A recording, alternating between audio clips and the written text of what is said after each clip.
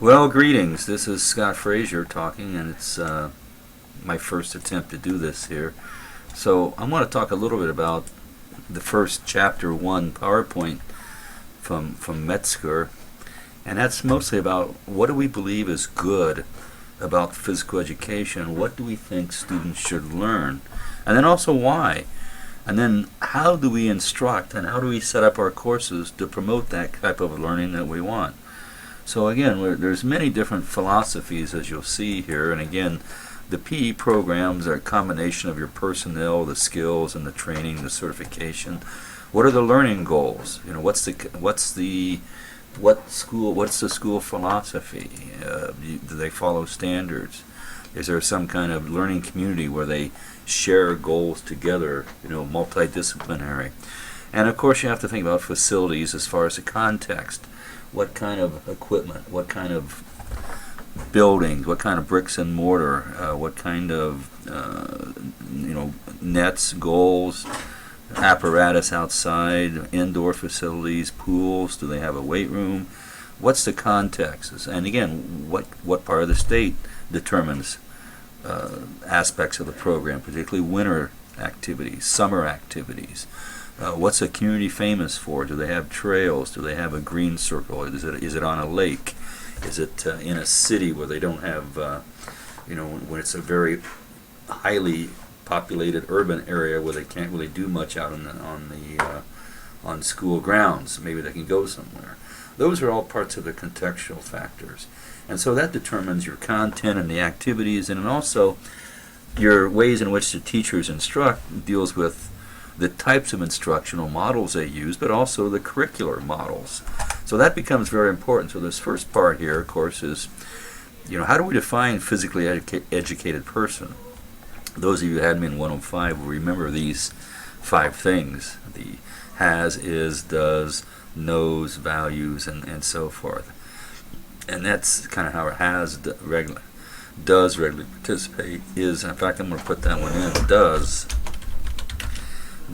participate regularly in physical education. I like that one better because that's kind of how I remember it. Is physically fit, knows the implications of, and also values. So again, some of these are cognitive, some of these psychomotor, some of these, this is the psychomotor one, can be fitness, but again, a lot of these are cognitive, this is affective. Alright, moving along, let's go down here to another slide. So after reviewing that, what would you like to add? What do you believe is important? And that gives us a start to the direction we need to go with our thinking. I'm moving ahead to a couple other slides now. On the number 12, where it talks about curriculum models, actually number 10, sorry. The one thing you have to realize about physical education, there is no national curriculum, and that's one of our problems. So individual teachers can choose, a school district or a department chair could choose for you, or a principal could say, here's what you're going to use, or here's the model that you're going to have. So there's really many ways to do it, and sometimes there's different teachers within the same building will do different things based on just the activities they teach. And so you'll see that it can be activity-based curriculum plans, it can be standards-based curriculum plans.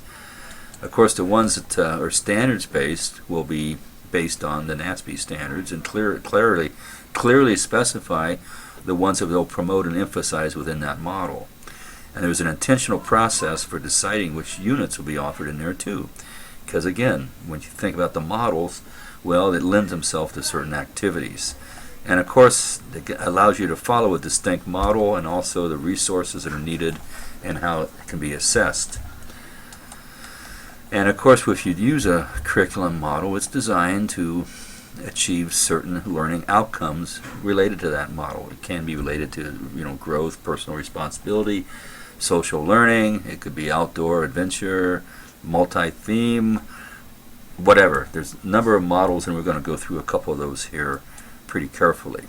So the main ones that you're going to see, and some of this we talked about in 370, sometimes we'll do it now if you're in 370. Fitness concepts, the games model, sometimes tactical games. Some people might also refer to that as teaching games through understanding. Sometimes it's called something different. There's a health model, maybe a personal health model, maybe like the Health Promotion 102, the Healthy American. Lifetime games and sports is, lifetime activities. There's something called the multi-activity, skill themes, sport education, adventure ed, of course, outdoor ed. These are all models that people use. Now, curriculum models are different than instructional models. Instructional models include the planning, design, implementation for that unit. And instructional models will consist of and align these characteristics together: the theory, the goals, content, how you manage the classroom, the teaching strategy, and the assessment, and how you measure learning, and so forth. So it's design, the planning, and so involves all those things in the classroom. So the instructional model allows you to shape the curriculum, to design it and gather and to guide instruction in other settings. So again, I'm going through this pretty quick. Offer a comprehensive, coherent plan, link theories. It's a blueprint for teachers and allows them to make their own decisions and so forth. You're familiar with some of these factors, of course, to consider in model-based instruction: the content, intended learning outcomes, what the student's ready for it, what's the preferences, domain priorities, task structure, how you sequence the task, and then of course you always have to have assessment. So the reasons, of course, they're more likely to match content, context, and goals.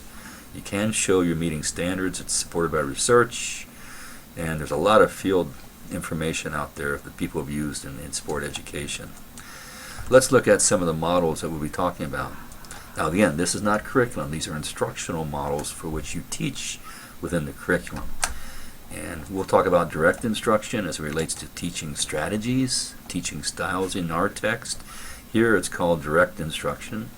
You have something called personalized system, individualized, different than social learning, cooperative, sport education, peer teaching, inquiry, tactical games, teaching social responsibility, which is the one for Hellison's model and so forth.